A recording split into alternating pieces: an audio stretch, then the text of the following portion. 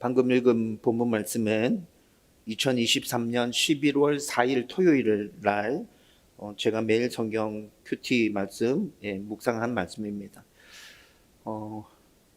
여러분 성경을 쭉 읽어보면 고난 중에라도 하나님께 감사하고 하나님을 예배하라 라는 말씀이 굉장히 여러 번 자주 나오고 있습니다.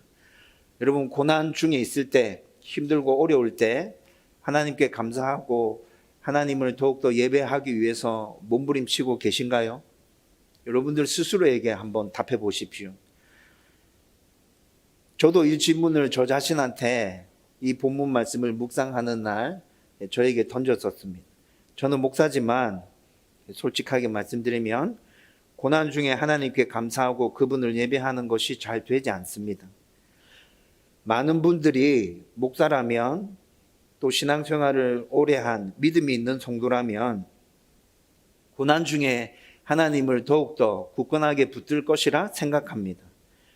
그런데 여러분 이것은 어느 부분에 있어서는 맞고 어느 부분에 있어서는 틀린 것 같습니다.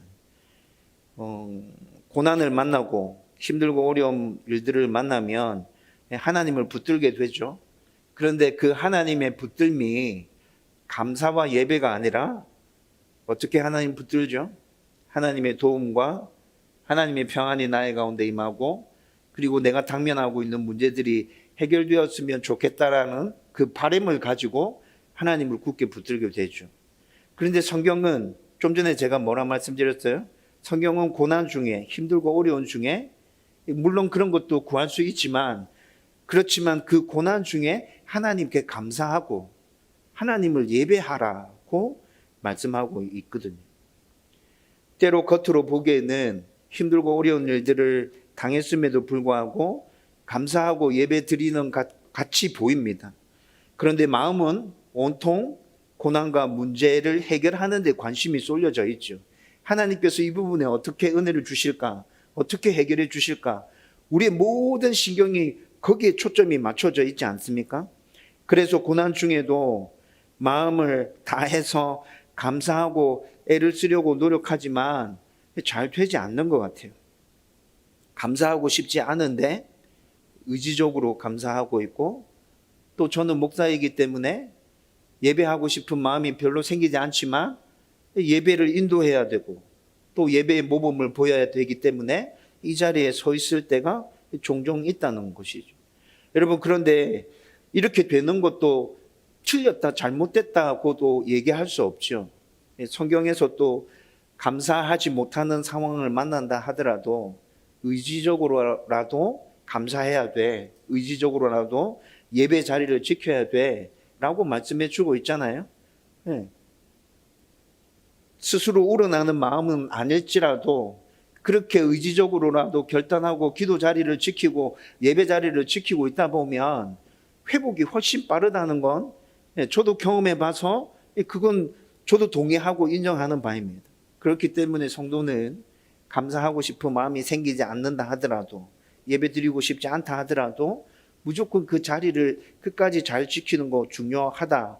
저도 그렇게 생각하고 있어요. 그런데 그렇게 의지적으로 하는 것도 좋지만 성경에서 말씀하고 있는 것 그리고 우리가 제일 좋다고 생각하는 것은 자원하는 마음을 가지고 스스로 기도의 자리와 예배의 자리에 나오고 고난 중에라도 기쁨으로 온전한 마음으로 하나님 앞에 감사하고 예배 드릴 수 있는 것 여러분 그게 진짜 제일 좋은 것 아닌가요?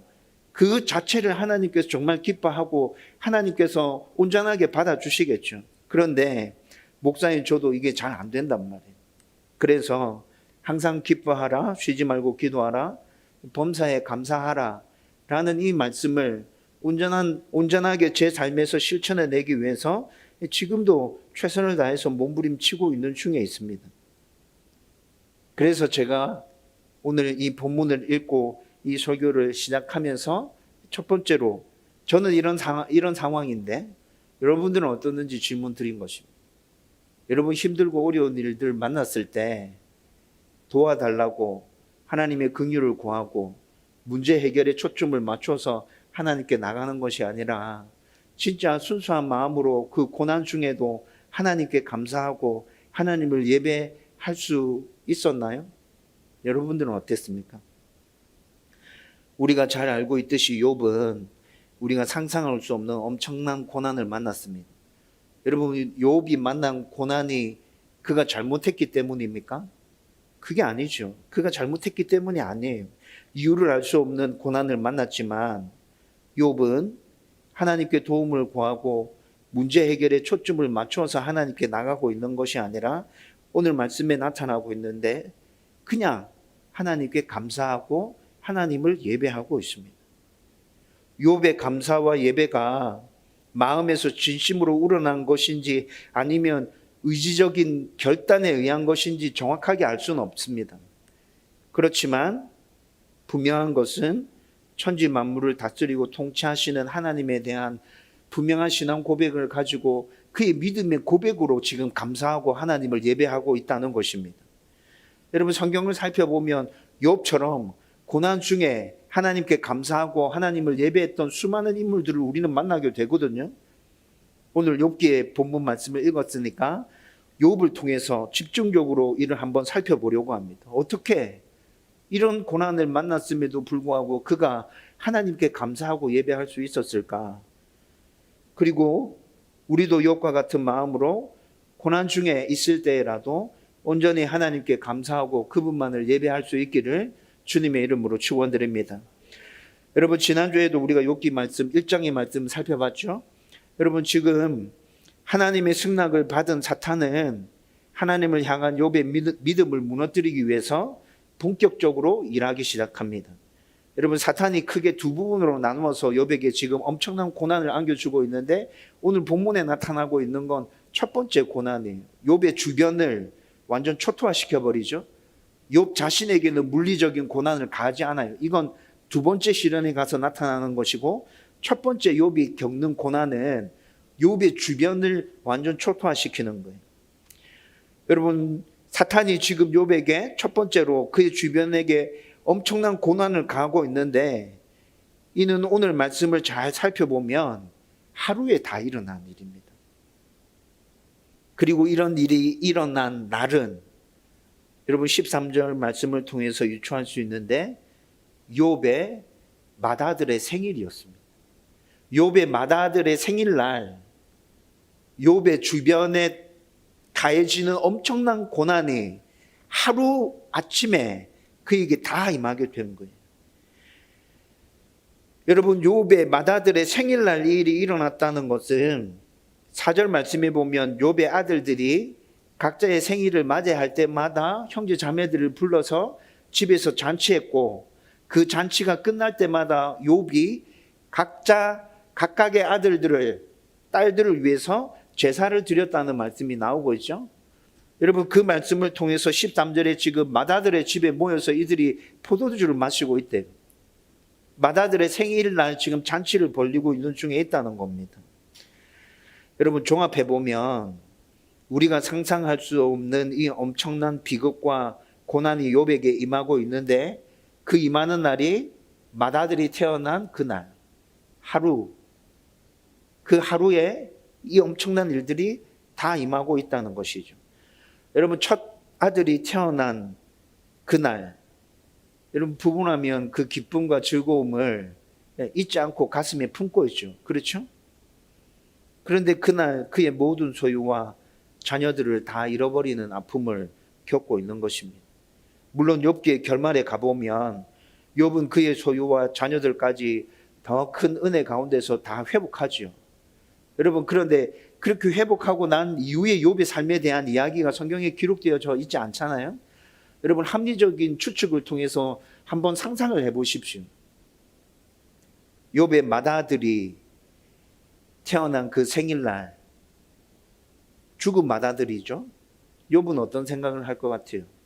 여러분, 이 날이 욥에게 평생 그가 죽을 때까지 어떤 날로 기억될 것 같습니까? 여러분, 굉장히 큰 아픔과 비극의 날로 기억될 거예요. 하나님의 은혜로 모든 것들을 다 회복하고 난 이후에도 죽은 맏아들의 생일날이 되면 생각하고 싶진 않지만 자연스럽게 그날 겪었던 모든 일들이 생생하게 생각나게 될 거라고요. 여러분, 욥은 지금 이런 고난과 고통을 맏아들이 태어난 그 생일날 하루아침에 다 겪고 있는 것입니다. 그런데 욥이 하나님을 찬양하고 하나님을 예배하고 있다는 거죠. 도대체 어떻게 이럴 수 있을까요? 오늘 말씀의 포인트를 분명하게 드러내려고 하면 이를 좀 자세하게 살펴볼 필요가 있습니다. 우선 14절 말씀을 보면 한 종이 욥에게 와서 스바 사람이 소와 나귀를 다 빼앗고 종들을 칼로 죽였다고 보고하고 있습니다. 여러분 14절 말씀을 읽어보면 소는 밭을 갈고 있었고 나귀는 그 옆에서 풀을 먹고 있는데 라고 얘기하고 있습니다. 그런데 느닷없이 스바 사람들이 들이닥쳐서 이런 비극이 일어났다고 얘기하고 있죠. 이게 지금 무엇을 얘기하고 있는 거예요? 여느 때와 마찬가지로 아주 평화로운 일상이 진행되고 있었다는 거예요. 징조가 아무것도 보이지 않았어요. 그런데 갑자기 스바 사람들이 어디서 나타났는지 느닷없이 들어닥쳐서 종들을 죽이고 소와 짐승들 다 빼앗아갔다는 것이죠. 겨우겨우 혼자 살아남아서 지금 이를 보고하기 위해서 욥에게 지금 달려왔다고 얘기하고 있습니다. 여러분 16절을 보면 이 종이 말하는 중에 또 한 종이 와서 다른 비보를 전합니다. 갑자기 하늘에서 불이 떨어져서 모든 양과 종들을 불살랐고 자기만 살아남아서 지금 보고하러 왔다고 얘기하고 있죠. 그리고 17절을 보면 이 종이 말하는 중에 또 한 종이 와서 또 다른 비보를 전해줍니다. 갑자기 갈대아 사람들이 들이닥쳐서 낙타를 다 빼앗고 종들을 다 죽였고 자기만 살아남아서 겨우 보고하러 왔습니다. 얘기하죠. 마지막으로 18절 말씀해 보면 이 종이 말하는 중에 또 한 종이 모든 비극 중에서도 제일 엄청난 비보를 가지고 그의 앞에 와서 얘기합니다. 당신의 자녀들이 맏아들의 집에서 파티하는 중에 생일 파티하는 중에 큰 바람이 불어와서 집이 다 무너졌고 다 죽었습니다. 저만 살아남아서 지금 이걸 보고하러 왔습니다. 라고 얘기하고 있죠. 여러분 그런데 오늘 우리가 읽었던 본문 말씀에서 계속해서 반복되는 문구가 있습니다. 15절, 16절, 17절, 19절 말씀에 보면 나만 홀로 피하였으므로 나만 홀로 피하였으므로 16절과 17절과 18절 말씀에 보면 그가 아직 말하는 동안에 여러분 이 문구들이 지금 오늘 우리가 읽었던 본문 말씀에서 계속 반복해서 나타나고 있다고요. 이게 무엇을 얘기해 주는 겁니까? 욥에게 지금 임한 이 비극과 고난이 아주 갑작스럽게 연속적으로 발생하고 있다는 것을 우리 가운데 강조해서 지금 얘기해 주고 있는 거예요. 하나의 비극이 일어나고 난 다음에 그 일을 수습할 시간도 없이 그 일에 대해서 생각할 겨를도 없이 그 다음 비극들이 갑자기 들이닥치고 있다는 거죠. 계속해서. 여러분 이렇게 엄청난 고통이 들이닥치고 있는데도 욥은 어떻게 한다는 거죠? 하나님을 찬양하고 예배하고 있다는 거죠. 도대체 어떻게? 여러분 이것뿐만이 아닙니다.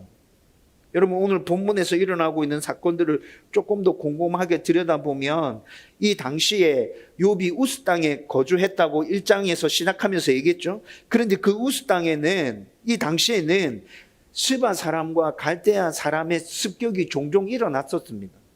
여러분 스바 사람들과 갈대아 사람들은 도적대였거든요. 우스 땅에 사는 목축하는 사람들에게는 이 스바와 갈대아 사람들이 아주 골칫거리였어요. 이런 일들이 종종 일어났단 말이에요. 그래서 욥도 아브라함과 에서처럼 사병을 길러서 대비하고 있었어요. 여러분 창세기 14장에 보면 아브라함이 사병 314명을 길렀다고 얘기하고 있죠. 창세기 33장에 보면 에서가 야곱을 만날 때 자기의 사병 400명을 거느리고 왔었어요. 집에서 따로 훈련시킨 사병들. 여러분 아브라함과 에서가 이렇게 사병을 길러두고 있었는데 욥도 마찬가지였다고요. 욥도 스바 사람들과 갈대아 사람들의 습격이 종종 빈번하게 일어났기 때문에 자기 집에 충분한 사병이 있었어요. 이걸 어떻게 할 수 있죠? 여러분 오늘 17절 말씀에 보면 갈대아 사람들이 새 무리를 지어서 낙타떼를 습격했다고 얘기하고 있어요. 여러분 종들이 낙타를 지키고 있습니다. 종들이 낙타를 지키고 있다면 세 무리로 굳이 나누어서 낙타떼를 습격할 이유가 있을까요? 여러분, 도적대는 지금 무장하고 있는 거잖아요. 그렇죠? 무장하고 있으면 그냥 가서 낙타떼를 빼앗아 오면 되는데 왜 굳이 세 무리로 나누어서 지금 이들이 낙타떼를 습격하고 있는 거죠? 요백이 사병이 있었어요. 자기 낙타떼를 지키는 사병들이 있었다고요. 양떼를 지키는 사병들이 있었어요. 소떼를 지키는 사병들이 있었어요. 여러분, 이 사병들과 맞서서 싸우기 위해서는 갈대한 사람들이 전략이 필요했던 거예요. 그래서 세 떼로 나누어서 지금 습격하고 있다는 거죠. 여러분, 그리고 마지막에 등장하고 있는 이 비극, 큰 바람이 불어와서 집이 다 무너져서 자녀들이 죽었죠. 여러분, 우스 땅에는 광야에서 이렇게 돌풍이 일어나는 일들도 빈번하게 있었어요. 여러분, 미국에서 일어나는 토네이도 보신 적 있습니까? 갑자기 어느 순간 토네이도가 확 일어나서 집채를 날려버리잖아요. 그렇죠? 자동차를 날려버리고 집을 날려버리는 그런 영상들 보신 기억이 있을 거예요. 여러분, 이 당시에 이곳에서도 이렇게 큰 바람이 일어나는 일들이 종종 있었어요. 그런데 여러분, 종종 일어나는 이 일들이 하루에 겹쳐서 연속적으로 일어나면 여러분, 이것이 우연이라고 말할 수 있는 것입니까? 우연이라고 말할 수 없죠. 스바 사람들의 습격, 갈대아 사람들의 습격, 있을 수 있지. 큰 바람이 불어서 집이 무너질 수 있지. 우리 지역에서는 그런 일들 종종 일어나는데, 그런데 그 일이 욥의 맏아들이 태어난 그 생일날 한 번에 순차적으로 연속적으로 일어나고 있어요. 여러분, 이런 일들이 이렇게 일어나면 보통 사람들은 어떻게 얘기합니까? 야, 그거 뭔가 있는 것 같은데? 그 우연이 아닌 것 같은데? 라고 얘기하게 되죠. 여러분, 또 16절에서 보면 하늘에서 불이 떨어져서 양을 태웠다고 얘기하고 있죠. 여러분, 하늘에서 불이 떨어지는 일들은 자연적인 현상입니까? 이거 초자연적인 현상이잖아. 그렇죠? 자연에서 일어나는 일들이 아니에요. 초자연적인 현상이에요. 신들의 개입으로 이 일들이 일어났다고 사람들은 생각할 수밖에 없죠. 여러분, 16절 말씀 보면 보고하는 종이 하늘에서 떨어진 불을 어떤 불이라고 얘기하고 있죠? 하나님의 불이라고 얘기하고 있어요. 하나님의 불. 여러분, 종이 지금 하늘에서 불이 떨어지는 일들을 보고 전부 다 태워지는 것들을 보고 허겁지겁 달려와서 얘기하고 있는데, 하늘에서 그 떨어진 불이 하나님께서 내리신 불입니다 라고 보고하고 있다고요. 여러분, 종합해 보십시오.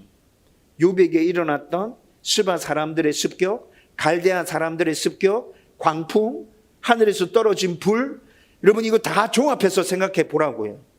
여러분, 이를 종합해 보면 사단은 지금 욥에게 하루아침에 엄청난 비극과 고난을 가하면서 이 일이 자기에게서 비롯된 일이 아니라 하나님에게서 비롯된 일로 꾸며서 지금 욥에게 고난을 가하고 있다는 거예요.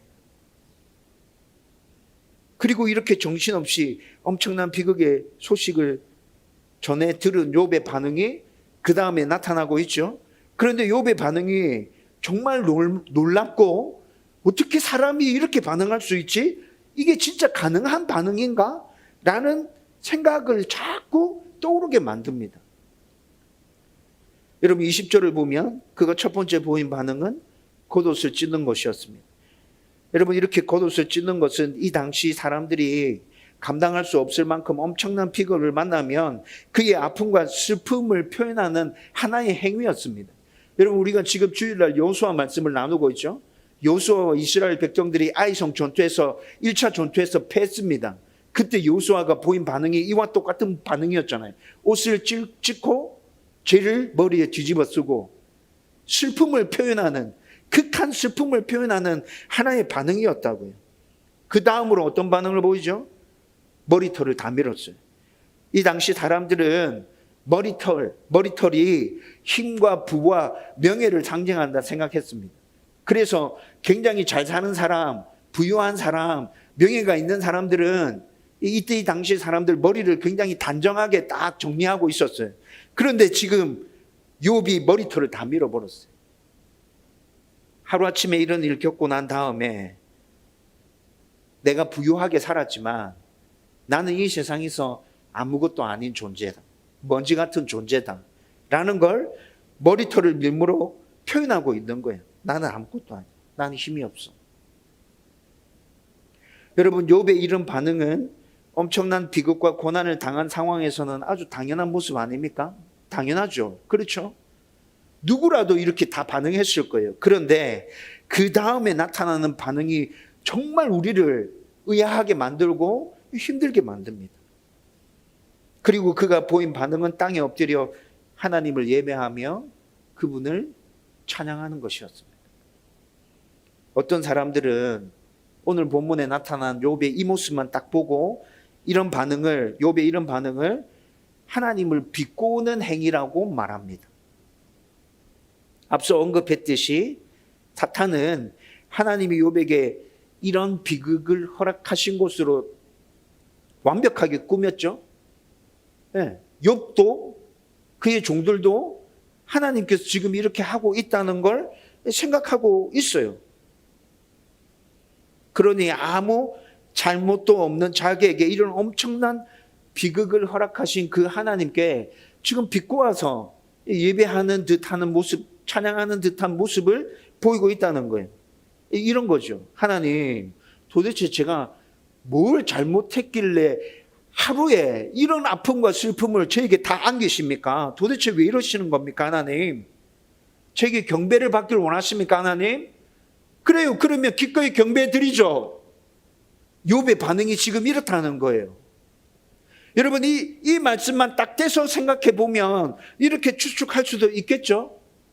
여러분, 그런데 히브리 원문으로 이 말씀을 살펴보면 오늘 예배하며라고 나와 있는데 20절에 보면 엎드려 예배하며라고 나와 있잖아요. 여러분, 히브리 원문으로 이 말씀을 살펴보면 여러분, 욥은 지금 이 상황 가운데서도 하나님의 섭리와 하나님의 뜻을 인정하고 있어요. 하나님의 섭리와 하나님의 뜻을 인정하면서 예배하고 있는 거예요. 그래서 하나님을 경외하는 마음으로 그분을 진심으로 예배하고 찬양하는 반응을 보이고 있다는 것이 히브리어 원문으로 이 말씀을 살펴보면 정확하게 드러나고 있다는 거죠. 여러분, 어떻게 이룰 수 있죠? 어떻게 이룰 수 있죠?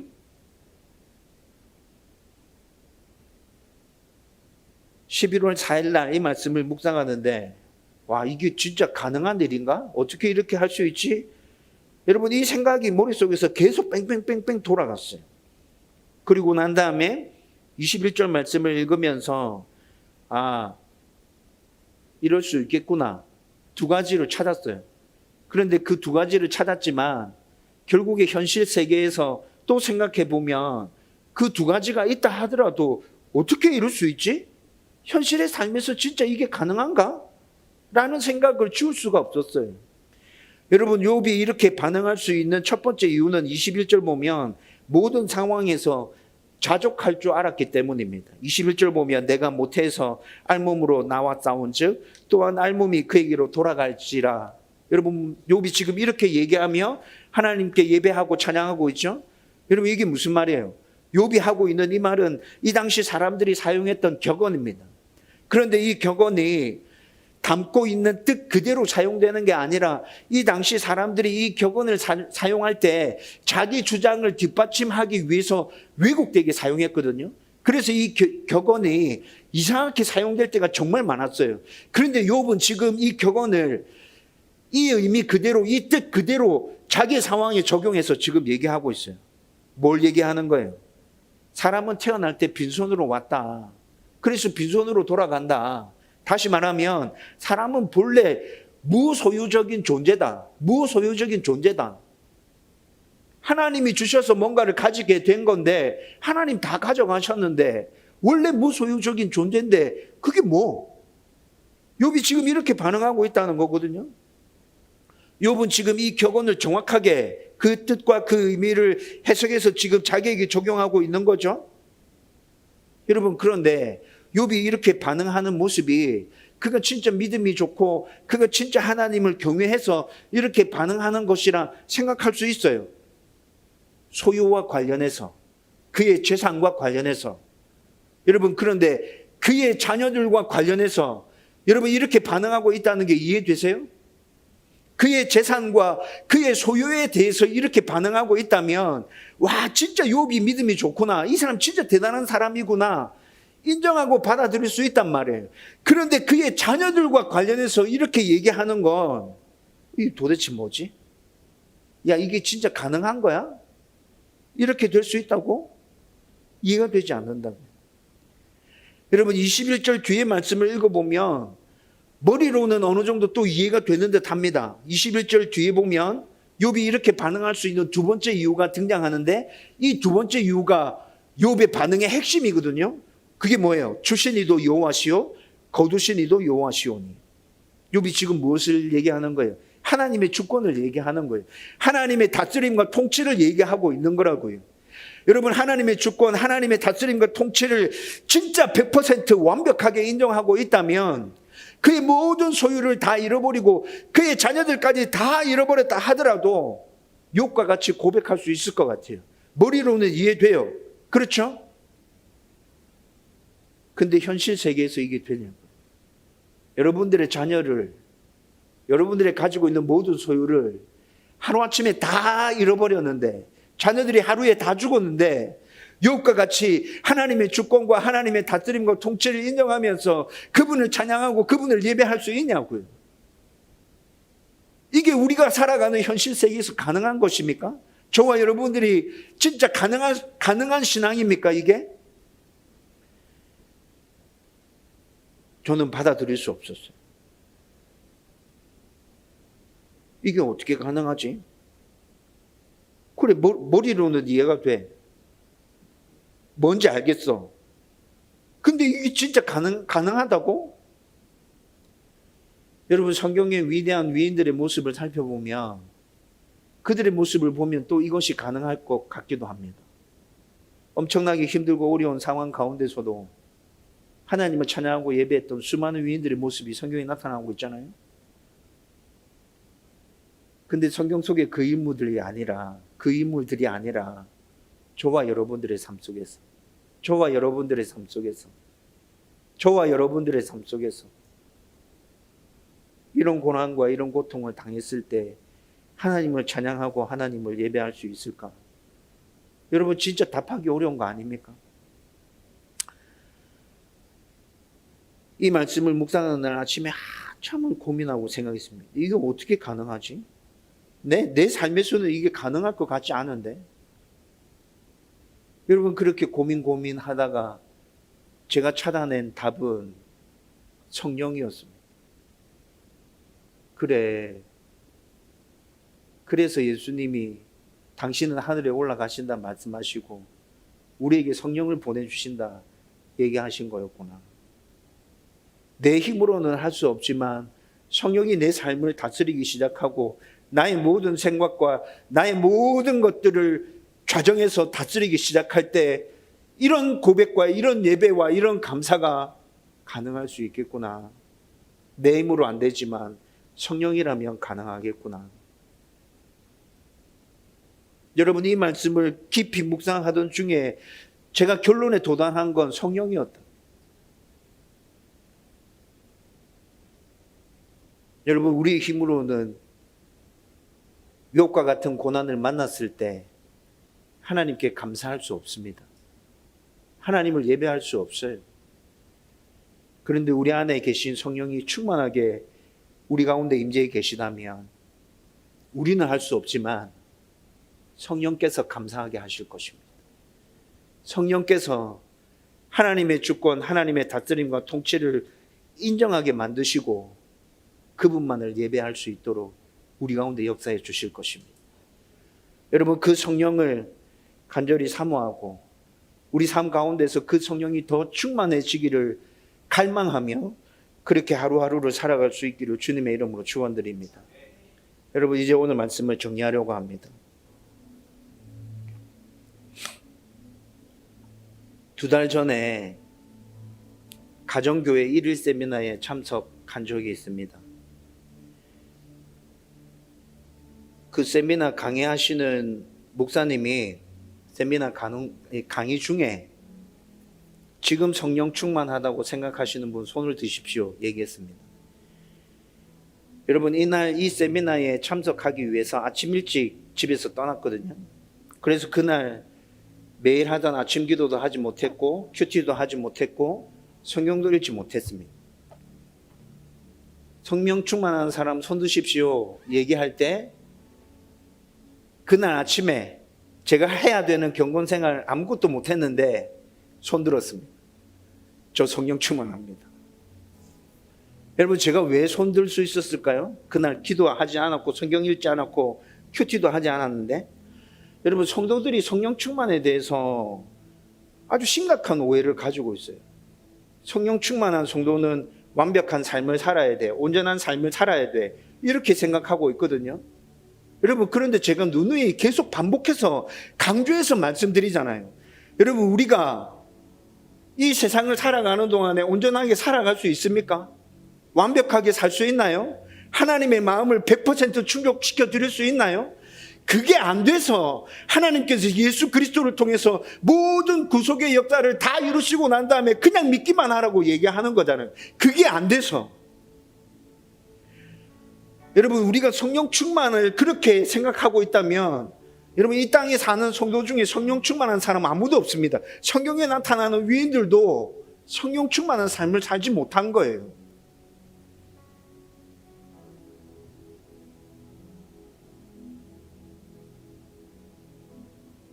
성경에서 얘기하는 성령 충만은 하나님의 말씀을 붙들고 순종해 내기 위해서 치열하게 몸부림치는 그 모습을 성령 충만이라 합니다.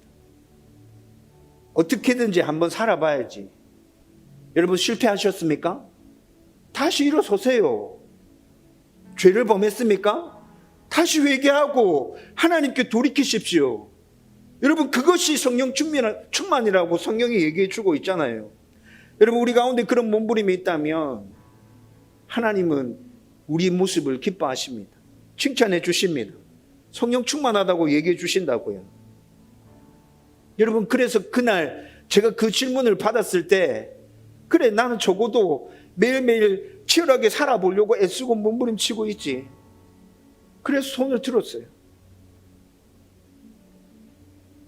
여러분, 오늘 말씀을 쭉 들으면서 욥과 같이 그 엄청난 고난 중에도 감사하고 예배 드리기 위해서는 성령 충만해야 되겠구나 라는 결론에 도달하게 됐잖아요.